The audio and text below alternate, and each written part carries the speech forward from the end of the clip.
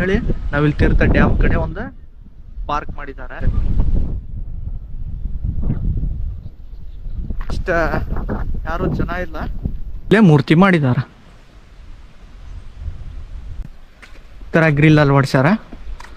ಇಲ್ಲಿ ನೋಡ್ರಿ, ಇಂದಿರಾ ಗಾಂಧಿ ಅಣೆಕಟ್ಟು ಅಂತ ಇಂದಿರಾ ಗಾಂಧಿ ಅವ್ರ ಹೆಸರು ಇಟ್ಟರು ಇದಕ್ಕೆ. ಕರ್ನಾಟಕ ನೀರಾವರಿ ನೋಡ್ರಿ, ಈ ತರ ಗ್ರಿಲ್ ಅಲ್ಲಿ ಹೊಡಿಸಿದಾರ. ನೀರು ಓಪನ್ ಮಾಡ್ಯಾರ. ಎಷ್ಟು 3 ಗೇಟ್ ಓಪನ್ ಮಾಡ್ಯಾರ. ಹರಿಯತೈತಿ ನೀರು.